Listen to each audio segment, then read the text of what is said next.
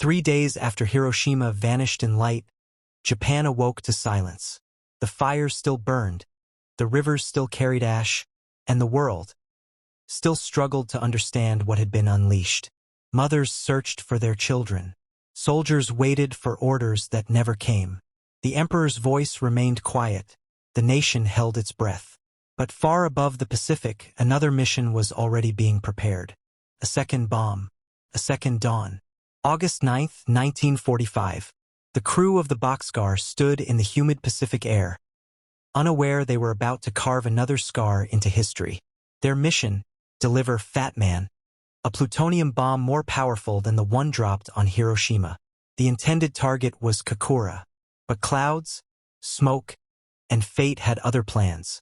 Inside the cockpit, tension mixed with exhaustion. The pilots knew what had happened in Hiroshima.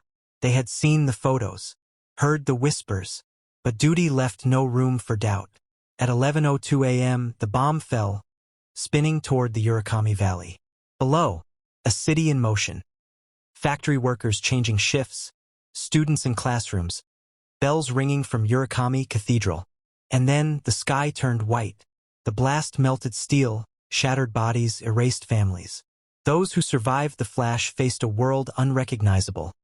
Rivers boiling, skies raining ash. Doctors were gone. Hospitals destroyed. A mother carried her child, skin burned, eyes clouded, searching for water. A priest crawled from the ruins of Urakami Cathedral, clutching a crucifix that had melted in his hand. There were no screams left, only wind.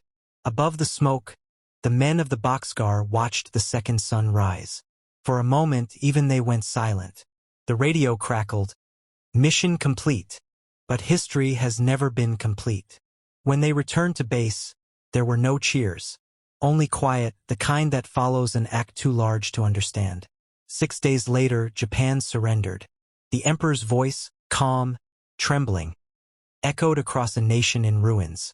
The war was over, but peace would never sound the same again. For the first time, humanity had seen its own extinction. Not through myth, not through prophecy, but through science. In the days that followed, Nagasaki became a city of ghosts. Survivors, the hibakusha, searched for names in the ashes. Children drew on charred walls. The smell of smoke mixed with the sea. And yet, even in ruin, humanity whispered, "We must live." Decades passed. The ashes turned to gardens. The valley that once burned now blossoms each spring. In the heart of the city stands a statue, hand pointing to the sky, reminding us where the fire came from and why it must never return. Every August 9th, bells ring, not to mark destruction, but to remember resilience. The world calls it victory, but the survivors call it memory. History remembers who won, but never who wept. Nagasaki was not just an end. It was a warning written in fire, a message to every generation that followed. Power without empathy destroys the soul before it destroys the world.